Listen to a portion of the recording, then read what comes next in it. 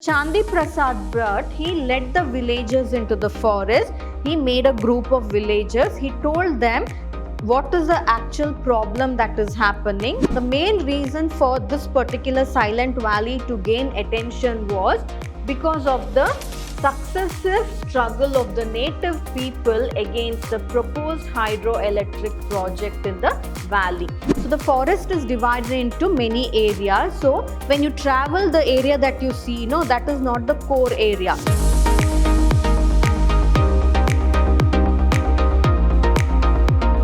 Hello everyone, a warm welcome to today's session on Environmental Studies for second semester B.Ba. I'm Dr. Divya, Environmental Studies faculty, Vidhyaashram First Grade College, Temple of Excellence, MYSURU.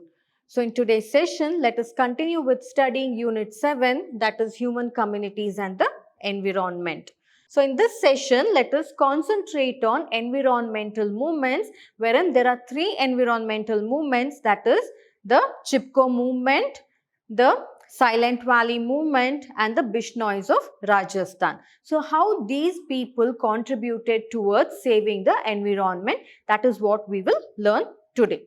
So talking about environmental movements. So what are environmental movements? Environmental movements are acts or events conducted by a group of people who have similar interests towards safeguarding the environment in order to prevent it from getting depleted or vanishing from this earth. So that is environmental movement. So people having similar interests, they join together to organize various programs wherein they can contribute towards saving the environment. So these are environmental movements. So there are three environmental movements that have been mentioned in your syllabus of EVS.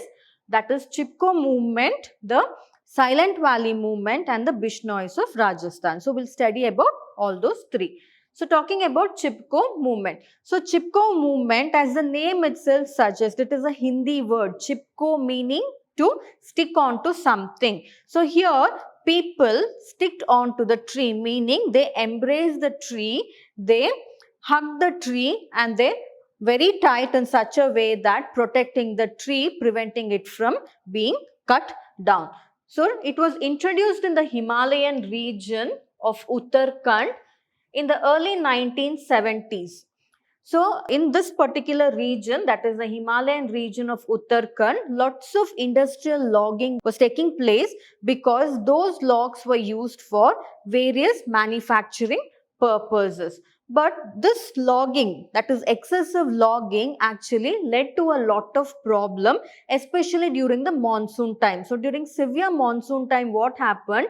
Because of extensive logging, it resulted in floods, because we have learned in the previous session that trees help to prevent floods by reducing the runoff water, flow of the running water, right? But here what happened was, because of excessive logging of trees or cutting of trees by the industries in the Uttarakhand region, during severe monsoon, it resulted in flood, killing 200 people in that particular region.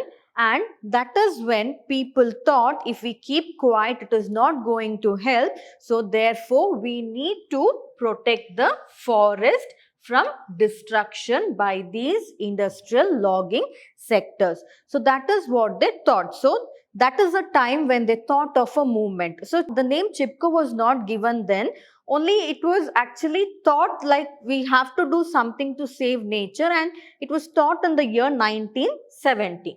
And the origin of Chipko actually took place in 1973. So here what happened was, the forest department gave permission to a particular logging company, that is to Dashauli Gram Swarajya Sangha, which is a local cooperative organization that is based in Chamoli district of Uttarakhand. So there was a local organization which was called as Dashauli Gram Swarajya Sangha.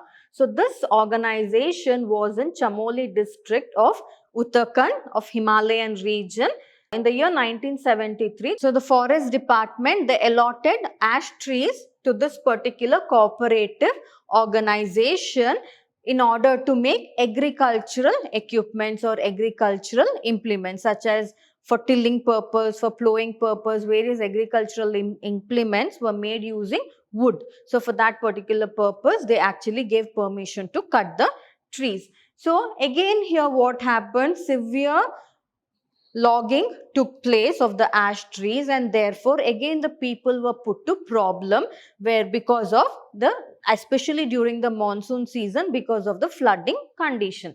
So at that time, one particular person of that village called as Chandi Prasad Bhatt.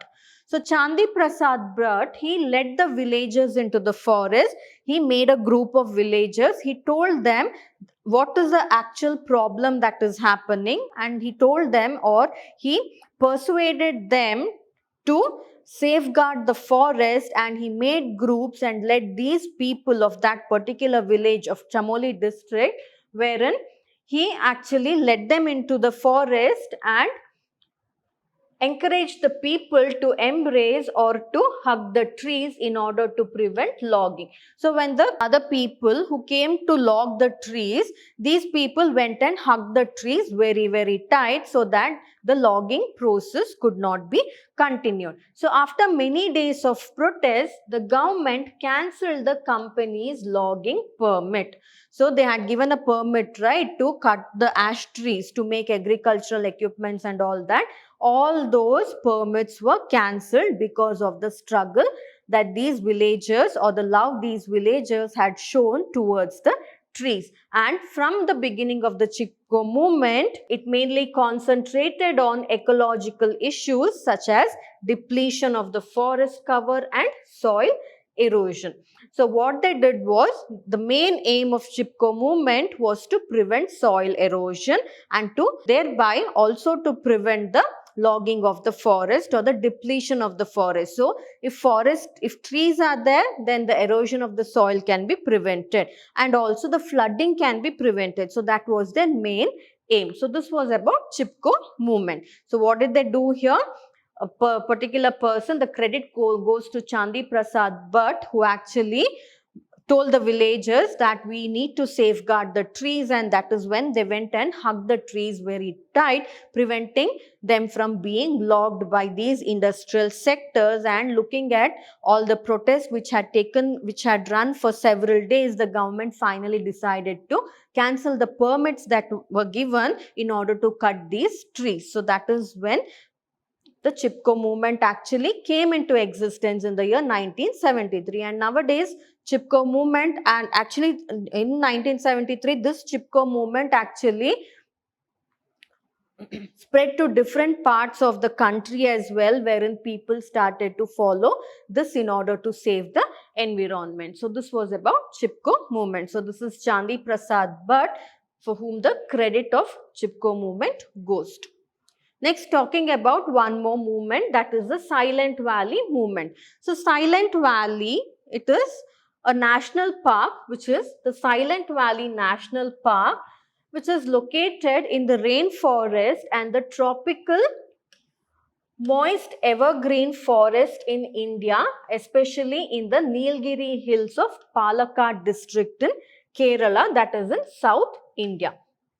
So the Silent Valley National Park is an undisturbed forest which is rich in vegetation, that is flora as well as fauna, and it contains, and it mainly comprises of rainforest and tropical moist evergreen forest located mainly in Nilgiris hills of Palakkad district in Kerala, that is in South India.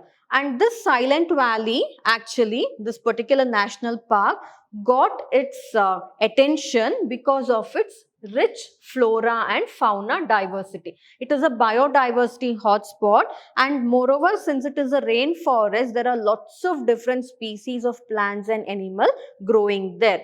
So that is also one of the reason, but the main reason for this particular Silent Valley to gain attention was because of the successive struggle of the native people against the proposed hydroelectric project in the valley.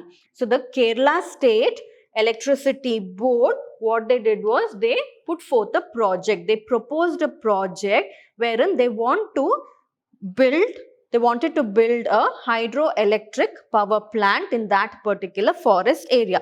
Now, if we need to build a hydroelectric power plant, lot of trees have to be put down, or it has to be logged, they have to be uprooted. Imagine the forest entire ecosystem will become imbalanced. So that is when people started protesting continuously against this project, and that is when the whole world came to know about Silent Valley. Until then, it was not known to many of the people. So this project actually was of a great threat to Silent Valley, which eventually, or during the course of time, it gave rise to many environmentalist social movement in the 1970s, and it was called as the Save Silent Valley. So people under the banner Save Silent Valley, they made many marches and protests in order to protect, or in order to stop this particular hydroelectric power plant project, in order to save the Silent Valley. So what would have happened if, now you could have just question, if hydroelectric power plant comes, it is of use to the people, right? But we might think that it is of use to the people, but of course if it can provide electricity to many of the houses, but long term it can cause a lot of negative effect on the wildlife population, the plant population and the human population as well. Mainly, what would have happened if this particular hydroelectric project would have come up means, obviously a dam would have been built up, some constructions would have taken place there, and the felling of trees would have, lakhs together of trees would have been lost from that particular area. Therefore, the Silent Valley Reservoir, so it has a particular river there that flows in the Silent Valley, that would have submerged about 8.3 kilometer square of land would have completely been submerged. Imagine 8.3 kilometer being submerged means how many plants and animal life is lost there, right?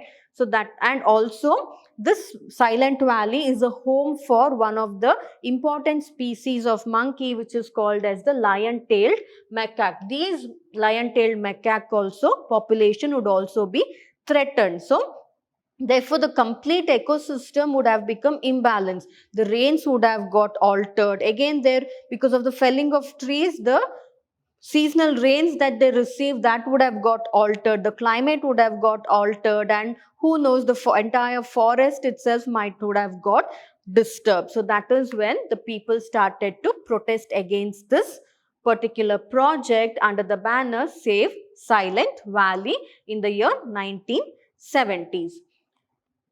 So the Silent Valley movement, actually, how did the government actually stop this particular project? Because we all know that once a project is put forth by the government, a lot of protest keeps on taking place and the government do not pay heed to it, right? They never bother about it, because the only thing of is improving the infrastructure, improving the country and all that. So why did the Silent Valley movement became fruitful? So there are a number of movements, that environmental related movements were organized by the people in different parts of our country, but Silent Valley actually was successful. So what was the reason behind that? It was because of the reports that were submitted by a plant breeder, a geneticist and a agriculturalist by the name Dr. M.S. Swaminathan, who said that a lot of problems will arise if this particular hydroelectric power plant project is started in the Silent Valley, and it can completely disturb the ecosystem. So based on whatever report he submitted, because he was a very good environmentalist, so based on that, whatever report he submitted, finally he also suggested that around 389.52 square kilometers of land should be made into a biosphere reserve. So in this 389.52 square kilometers of land, it included 89.52 square kilometers of the Silent Valley forest, then 80 square kilometers of the new Amarambalam forest, then 120 square kilometers of Attapadi in Kerala, and 100 square kilometers in Kunda, that is in Tamil Nadu. So all these were the reserve forests. So because of his report, government decided to develop all these reserve forests into a national rainforest biosphere reserve. Now, when all these regions have become a national rainforest biosphere reserve, it is very difficult to bring out any project because they'll become a hotspot and wherein no activities has to be conducted other than any research work in these particular areas. So no activities, no construction activities, nothing can be done here because it has been notified as a national rainforest biosphere reserve. So therefore the credit for the Silent Valley movement goes to the people behind it, including the report submitted by Dr. M.S. Swaminathan. So this is Dr. M.S. Swaminathan, who is a plant breeder. He has contributed to Green Revolution also, that is for the improvement of agriculture. Now whatever hybrid varieties that we are using of, that is cereals and grains, it is because of his contribution towards the field of agriculture. So he was a great environmentalist as well. Finally, the struggle of the people forced the central government in the year 1983, wherein the central government in the year 1983 instructed the state government to completely stop the project or to abandon the project. And on November 15th, the Silent Valley Forest was declared as a national park. Now, because it is a national park, only safaris, all those things can be carried out there, but no construction or infrastructure work that will disturb the forest. So that is how the central government ordered the state government of Kerala to stop this particular project. And on September 1st, 1986, Silent Valley National Park was designated as the core area of the Nilgiri Biosphere Reserve. So, core area. So, the forest is divided into many areas. So, when you travel the area that you see, no, that is not the core area. That is a different. Then we have the buffer area where the scientific studies and all that can be carried out. Then we have the core area. Core area of the forest means no human beings are allowed there. All the animals and plants are allowed to be growing naturally undisturbed and no activities are allowed there. So that is the core area. Now once it has been designated as the core area, now the government cannot take up any project there. So that is how the Silent Valley movement became completely fruitful. So this was about Silent Valley movement. So next, talking about the Bishnois of Rajasthan. So the Bishnois of Rajasthan, they are a community that is there in Rajasthan, and these people actually, they worship the environment and they love the animals in such a way that they treat them as their own children. So the Bishnois of Rajasthan, Bishnoi is actually a part of Hinduism, and it was a religion that was founded by Guru Maharaj Jambaji in 1485 AD in Marwar, that is in the Jodhpur desert region of western Rajasthan, wherein he actually put forth for this particular Bishnoi community, he put all the communities have their own principles, right? Just like that for the Bishnoi community also, Guru Maharaj Jambaji, he put forth 29 principles. And in this 29 principles, most of the principles were talking about or related to caring of the environment, and hence the people of this community, they worship Mother Nature and therefore are against harming trees and animals. So that is why even today the Bishnois of Rajasthan, they treat animals and plants as their own children and they never try to harm it, and they will not even allow the other people or the tourists from harming these animals and trees in their particular region because of the 29 principles which they actually very strictly follow. So what happened here among the Bishnoi community, that is in Rajasthan, so there was a king, that is Maharaja of Jodhpur. So this king of Jodhpur, he actually wanted to build a palace. So what he did was, To build a palace, earlier days there was no cement, bricks and all that. So they used to use the natural materials that was available from the forest. So obviously they wanted a lot of trees. So this king, in order to build a palace, he ordered his soldiers to gather wood from the forest regions near the village of Kejarli, where Bishnoi community was residing. And these people, that is in that particular region, the Bishnoi people, because of their love towards the environment, they grew a lot of trees, especially the acacia trees. Now the name, can you see here, the name of the village is also based on the number of trees, the species that are present there. So they grew a lot of kejri trees. So that is why the name of the village is Kejarli, that is acacia trees. Why only acacia trees? Because first of all, we know that Rajasthan, there is scarcity of water. And acacia is one such plant which can adapt to live in very scarce water condition also. So that is why they grew a lot of acacia trees there, which they looked after like their own kids.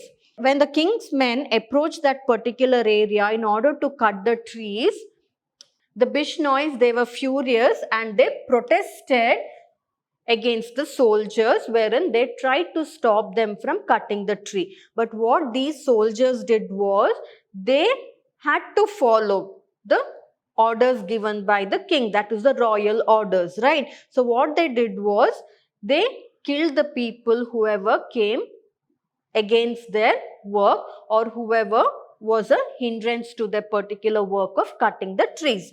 So here among these villagers, there was a particular villager of the Bishnoi community and her name was Amrita Devi. So Amrita Devi, she was the one who actually could not bear the destruction caused to the sacred trees, and she decided to encourage all the other people of the villagers to hug the trees, proclaiming, "A chopped head is cheaper than a felled tree."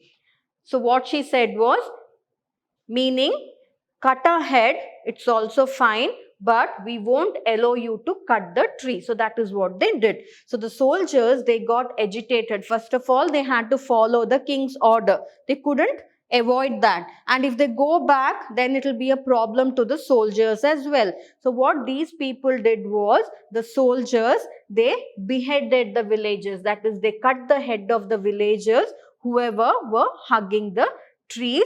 Therefore, a total of 363 Bishnoi people were killed during this particular act.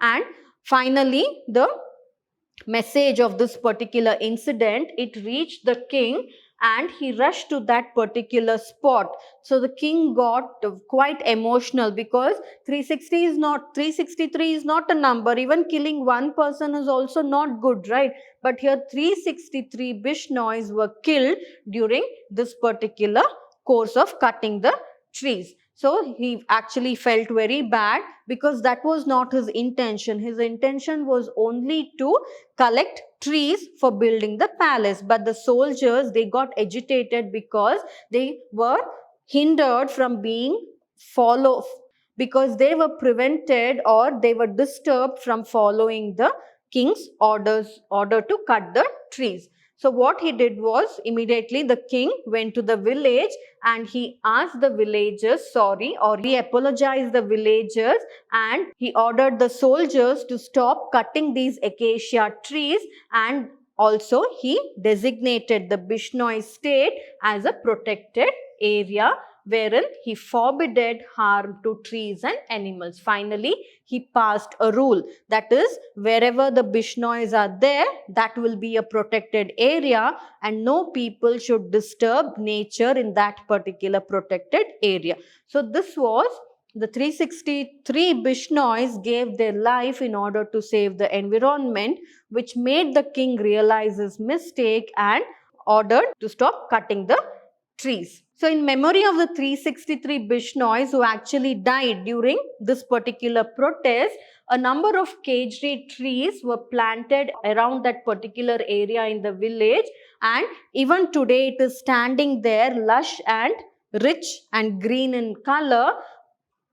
being a house or home for many animal life, and every year the Bishnoi community people assemble there or gather there in order to remember the sacrifices made by these 363 Bishnoi people. So this is how the love for the nature by the Bishnoi communities actually led to the Bishnoi movement, wherein now even today trees are being worshipped, animals are being worshipped, so among the Bishnoi community. So this was about this session wherein how three important environmental movements during the earlier times actually led to the safeguard of the environment or the ecosystem or the forest. So we learnt about the Chipko movement, wherein the hugging of trees by the villagers of Uttar Pradesh.